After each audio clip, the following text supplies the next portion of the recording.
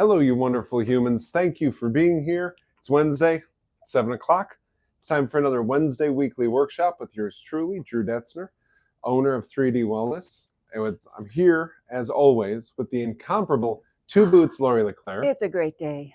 We realized the other day that Lori is the equivalent of the man in the chair for me. So for those of you who know about superheroes, you know often the superheroes out there doing their thing, but they always have that helper behind the scenes that's actually really keeping their stuff together. Batman had Alfred. Peter Parker, who's Spider-Man, had his buddy. I forget the character's name. But anyways, Lori is the Alfred to my Batman. Dun, dun, dun, dun. Thank you, Drew. If this is the first time you've ever tuned into one of these Wednesday weekly workshops, thank you for being here. Every Wednesday at 7 we go live so that you can ask Drew anything. I'm still Drew.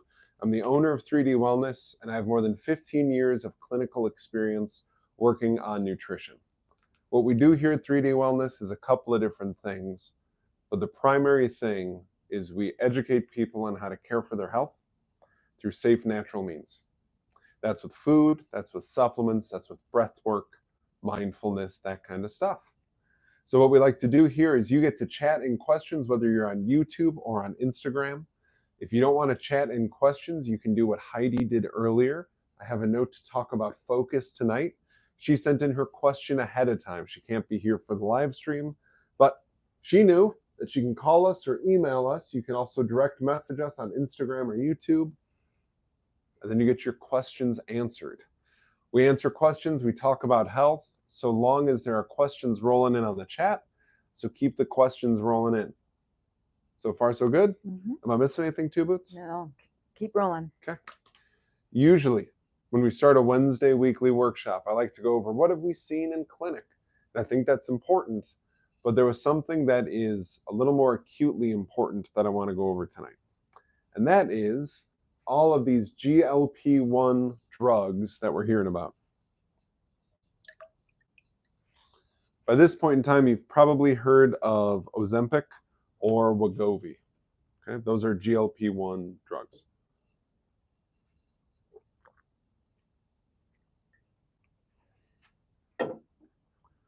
There's something that's happening in response to GLP1 drugs in our food supply that I want to go over. But that means I have to explain to you GLP1 drugs so you can understand them better and understand why the change is happening in our food supply. So let's go. GLP stands for glucagon-like peptide.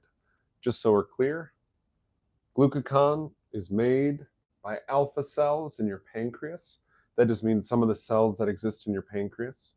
If you're a real pancreas buff, you know that beta cells make insulin in the pancreas, but this is made by alpha cells, just a different type of cell.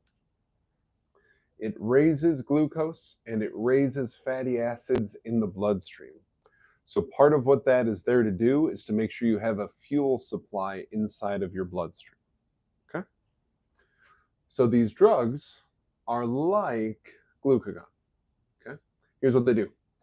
They can help stabilize blood sugar. Part of that's because they're putting these nutrients into the bloodstream. They can decrease appetite, because if you have levels of nutrients floating around in your bloodstream, then you're not going to be as interested in food to restore those levels. And then it affects digestion. Those are the main things these GLP-1 drugs are doing. When it affects the pancreas, that's one of the areas it affects, it causes a release of insulin. So you will hear some people talk about using GLP-1 drugs for type 2 diabetics to help them deal with some of the issues involved in that dysfunction. In the stomach, it actually delays the emptying. Why is that important? Because that'll ultimately suppress your appetite. If the food isn't exiting your stomach, and I don't mean your stomach, I mean the organ, your stomach. If the food isn't exiting there, you're going to feel full and you're going to be less interested in more food. So think about this. If you have a steady stream of nutrients going into your bloodstream and your tummy feels full, you're not going to want more food. And these drugs, they bind to the brain and the pancreas. So the warnings that are on them are saying things like, don't do if you have a history of pancreatitis or an inflamed pancreas. I'd also say, depending on certain brain things you may or may not have going on, be careful using these also, because we know these drugs bind to the brain. And if your brain's already upset about something, we don't want to make it more upset. Okay? Most common symptoms of GLP-1 drugs in terms of side effects are going to be nausea, vomiting, diarrhea, indigestion. Those are the most common ones that we see. Okay? So these drugs affect blood sugar, appetite, and digestion. They bind to your brain and your pancreas, and they are mimicking something your body naturally makes in your pancreas. Okay? They leave you feeling full, and they put more nutrient in your bloodstream, so you're less likely to want food. Now we got to talk about the villainy. Okay? These drugs are incredibly effective at doing the things I just outlined. Okay? In response to this, it's only been a few months that we've seen these drugs get mass marketed. Food manufacturers that make junk food, especially, and snacky food, cookies, candies, cakes, that kind of stuff, are seeing that their sales are dropping pretty sharply in response to people feeling full and satiated, not needing snacks, not eating as much food at a meal. So what they're doing in response to this is they are changing the chemicals that they add to these foods to increase their addictive qualities. I'm going to say that again just so I'm really clear in that I'm not mincing any words here. The junk food companies of the world are losing money, and to counteract that, they're poisoning us. They're trying to make us more addicted to our foods. If you want to read a lot about or understand a lot about how addictive food has been on the rise for about 30 years, just look up when did Big Tobacco buy Big Food? And then you can see that they applied all the same techniques. Oh, if we make them addicted to a certain food, then they're going to be, somewhat dependent upon that. Great, that's good for sales. And they're doing that again in a bigger way because people are hopping on these drugs. So, sorry to start off the live stream on kind of a bummer note, but I had to make sure you knew. So the best thing that we can do, whether or not we are on a GLP-1 drug, I'll show you what we can do.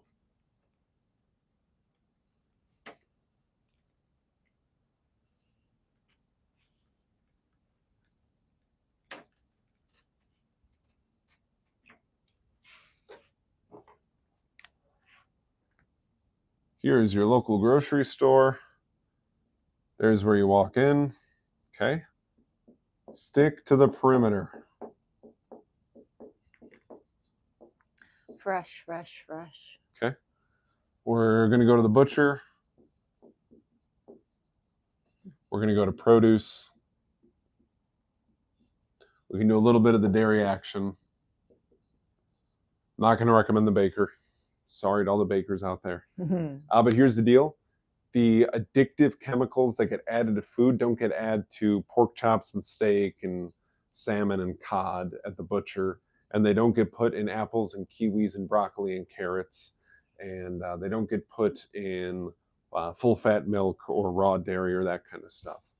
So what we can do is we can avoid buying these foods that we know have chemical additives. And what that sends is a message that says, don't make me addicted to food. I know I need it to survive already. I don't need to become addicted to it. Wow. There you go.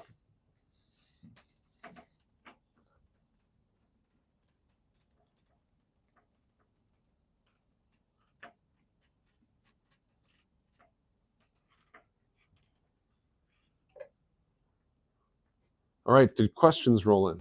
Nothing on Instagram yet and nothing on YouTube yet. Cool. I'm going to answer Heidi's question then. Yes. This was a really good question from Heidi. Heidi has some people in her house that are in school, and we were talking about focus. And I really liked her question. I'm going to spin it just a little bit. And I know she'll reach out to me if I didn't answer her question perfectly. But I want to talk to you about focus, because there's two very distinct categories of focus-related issues that I see clinically. So I want to go over I feel like that's a pink subject. All right, so we're going to talk about focus. So for some people, focus, the big deal is calming down.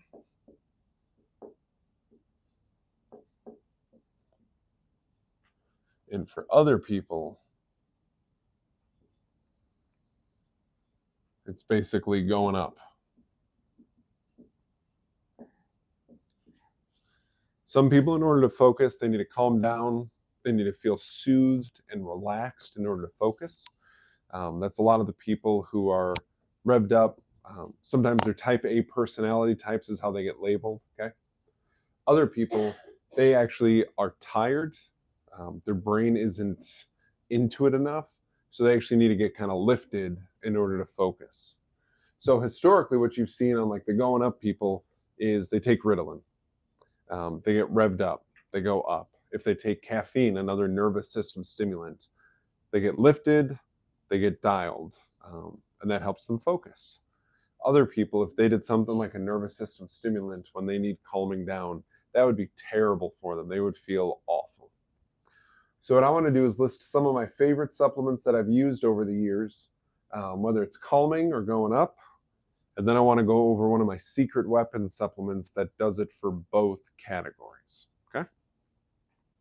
So if you need calming down, we want to look at Mintran. And if you've tuned into these live streams before, you've heard me talk about Mintran. It is incredibly soothing to the nervous system, including the brain. It's also really good for people who are fidgety, okay? So Mintran, very soothing. There's something you can take with it called Orchex. This is also incredibly soothing, specific to the brain. So Mintran is going to do a little bit of brain and a lot of body soothing. Orchex is the inverse of that, where it's going to do a lot of brain soothing and a little bit for the body. And then we're also going to look at DHA omega-3 supplements, like tuna omega-3 from Standard Process, or like the Old Prima DHA. So if you're a student, or if you're, the person in your life that's trying to focus better, gets revved up, gets distracted easily, they're fidgety, they have trouble winding down so they can actually stay tuned into something. I had a roommate in college like this. I never saw the guy read a book sitting down. He was always pacing back and forth, reading whatever book, because he was just always up like that. That person, Mintran, Orchex, a DHA-rich omega-3 like tuna or Old Prima DHA. Really good combo. Safe to take all of them together. Okay. Person needs to get up to study. We're going to look at some different things. Okay. If person's having trouble with that, we're going to look at Cataplex B Core.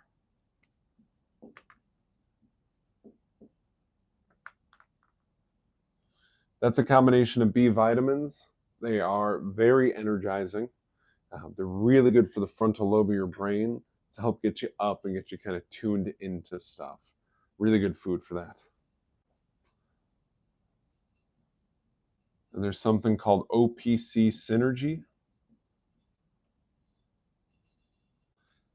Big time concentration. So I personally use this supplement very rarely. It hits me like a ton of bricks. Most of my clients take 1 or 2 a day. And what it feels like to us when I talk to clients about it, it's like putting on blinders. So when we take it, we feel like we get really tuned into something, and it's just what we're doing. That's all we're caring about. Okay. Some of my clients have said, I imagine if I took like 4 or 5 of those in one sitting, it would feel like the Ritalin I used to take. It's that kind of feeling where you just get hyper focused on stuff. The other stuff to take for this is going to be organically bound minerals.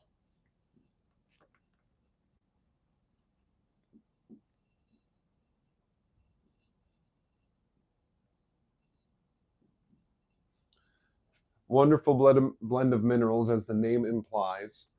It's a little bit soothing, not nearly as much as Mintran, and it still gives us a lot of the minerals our brain needs to feel energized. It gives us a lot of electrolytes, so it's actually helping our brain communicate within itself.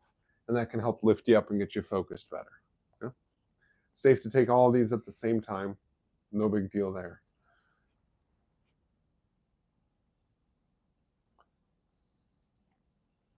Whether you need to chill out or whether you need to go up, it's a supplement I really like called Bacopa Complex.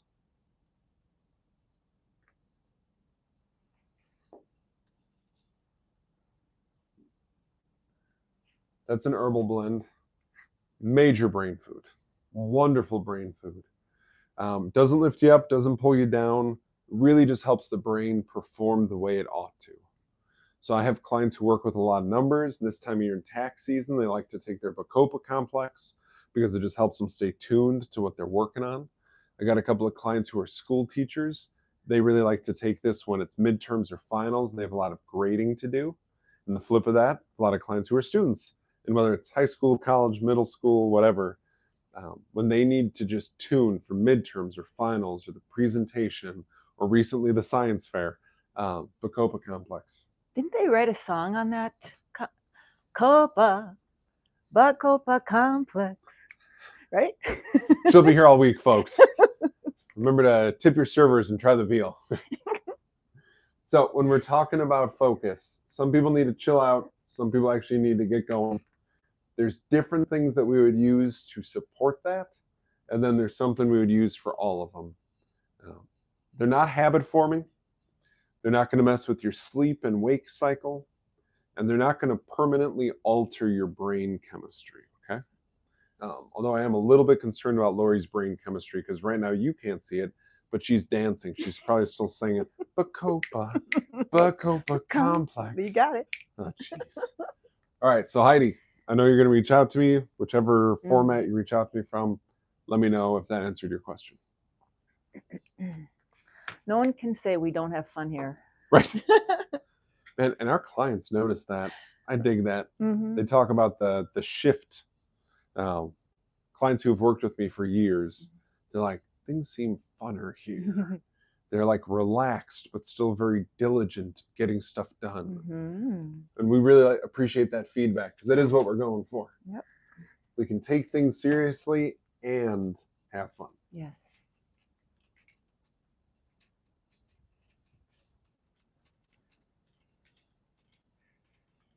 Mm-hmm.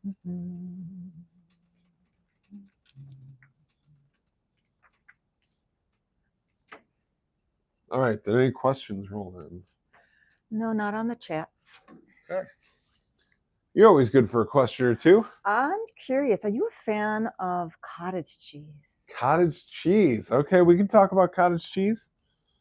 What kind of color is cottage cheese? It's a pretty purple food. Yeah, purple. Right? Mm-hmm.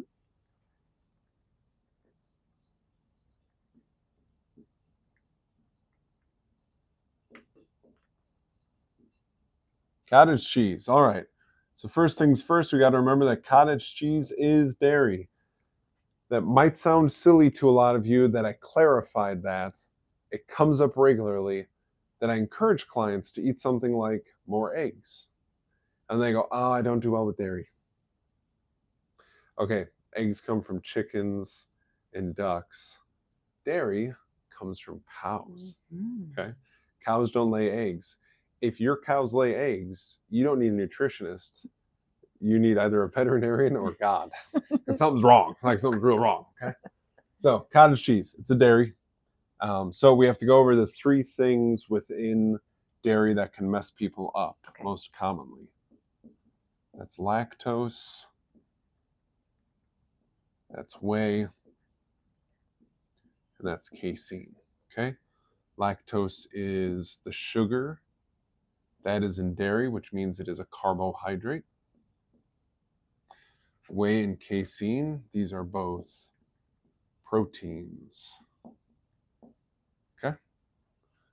Whey digests quickly. Casein digests slowly. So when we're talking about cottage cheese, one of the great aspects of cottage cheese is that it is particularly rich in casein, which is a slow digesting protein, which is a nice natural way to keep you satiated for longer. Okay. Because it's breaking down slowly, it's slowly passing off nutrients to your body, and there's just enough whey inside a cottage cheese to give you a quick dose of protein, and that's a nice combination. So for keeping satiated, cottage cheese does some really good stuff just because of the type of protein, the ratio of proteins that naturally exist within it. It also tends to be low in lactose. So some lactose intolerant people, or people that find in general that they are sensitive to carbohydrates, this is a nice food that's rich in protein, but doesn't have a ton of carbs in it. Let me be really clear. It still has lactose, whey, and casein. It has all these things, just that the bulk of what's inside a cottage cheese is casein. Okay? Mm-hmm. So if you have trouble digesting dairy, what I'd like you to do, what I'd appreciate you considering, do you have trouble with lactose, which is the carbohydrate in dairy? Do you have trouble with whey, which is one of the proteins, or with casein, which is one of the proteins? And a lot of people that I have worked with over the years believed they were lactose intolerant, but actually what we determined was that they were casein intolerant. It digested too slowly, it was too difficult for their body to break down, and gave them symptoms like bloating, indigestion, flatulence, unusual bowel patterns, that kind of stuff. Okay? So if you eat cottage cheese and you feel good afterwards, I'm going to encourage you to always pair it with a fruit of some kind. I think pineapple and cottage cheese is delicious. I've had clients tell me that pears and apples and berries also work very well with cottage cheese. And in the last few months especially, I've had clients come in and say there are pudding and ice cream recipes that you use cottage cheese to make pudding and ice cream. I haven't tried any. I just know that they're out there. Nice. To answer your question? Yeah. Do you have more to say? Otherwise, I'll ask an additional question. No, go for it. What do you look for in a container of cottage cheese as being the best source of it? What don't you want in cottage cheese, I guess, very also. Good question. Like most foods, the shortest ingredient list possible. Okay. So on your hair analysis, you have your oxidation rate. Mm-hmm.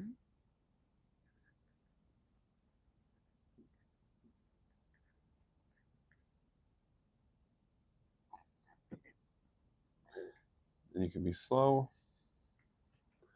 You can be fast. You can be mixed.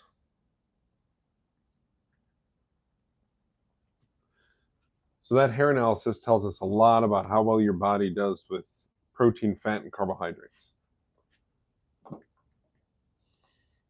If you are a slow oxidizer, I'm going to encourage you to get low fat cottage cheese. Not no fat, but low fat. Okay. It's usually 1%, 2%. Mm-hmm. If you're a fast oxidizer, you want to get full fat. Okay. And then mixed oxidizer, you guessed it, somewhere in the middle. It's usually the 2%. Okay. That's what's going to agree best with you. And then on the topic of dairy, I do prefer organic. Mm-hmm. If you can find grass-fed, that's wonderful, because then those cows that made the product that got turned into cottage cheese were being fed the stuff that they were designed to be fed. Best cottage cheese in the world is going to have an ingredient list that says something like milk, probiotics, salt. That's it. Yeah. I'm glad you threw in the oxidation rate factor too. That's important. Yeah. Yeah, good. Thank you. Yeah, you're welcome. The power of oxidation rate, the power of knowing your oxidation rate lets you understand, or makes it clear to you, I should say, how much fat to have a day, how much carbs to have a day. We have people all the time who come to see us and they want to lose body fat, and they think a low-carb lifestyle is the best thing for them, but they are a slow oxidizer, which means they actually need carbs to get their metabolism going.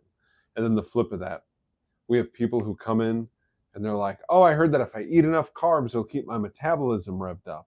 But it turns out they are a fast oxidizer and they would do better with that high-fat, keto-esque type eating plan. So if you've been trying to lose body fat and you feel like you're hitting your head against a wall and like you're not progressing, do you know your oxidation rate? And if you don't, I'm going to encourage you to contact us so you can find out your oxidation rate, and then you can get a better idea of what ratio between protein, fat, and carbs you need.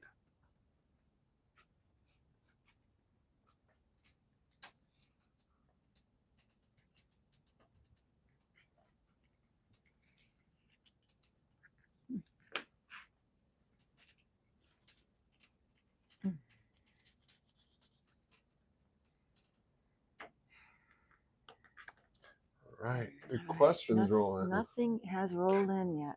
Okay. It's been about a half hour. Do you have a simple one for us, or one you think that I won't completely dork out about? It's hard to say, right? No?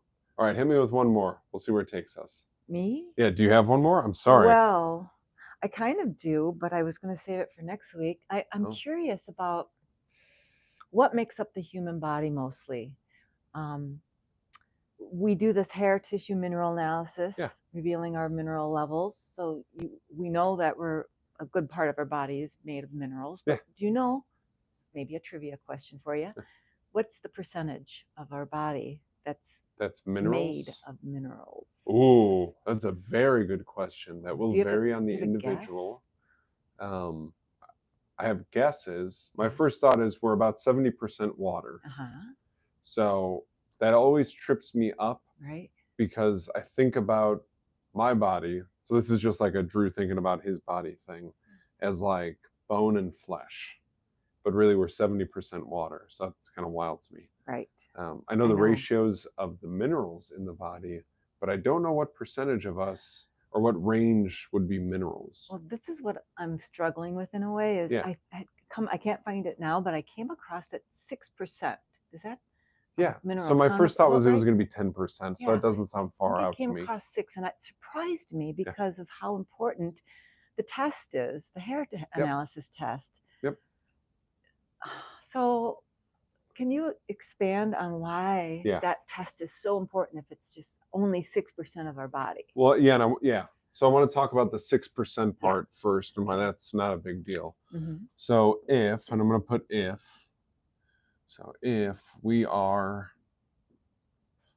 6% minerals, okay, that doesn't shock or amaze me, because when you go out to your car tonight, what do you have to have for your car to start? Gasoline. Okay, what else do you have to have? A key. A key. Perfect. All right, so your car versus your key. Okay. What percentage of that whole package is the key?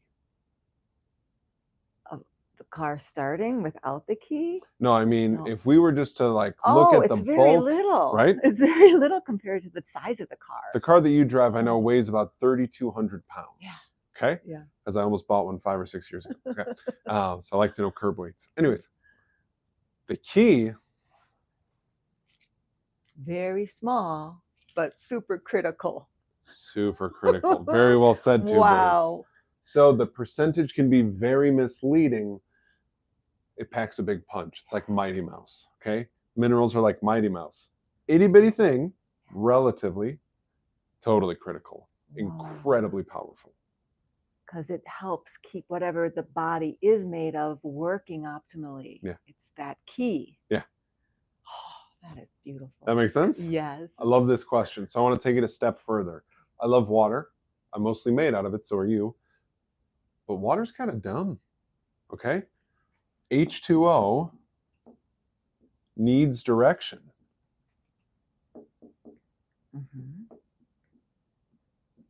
So even though we're about 70% water, without those minerals, the water would be very stagnant. It wouldn't have a lot of activity. The minerals are what push and pull it in and out of tissues.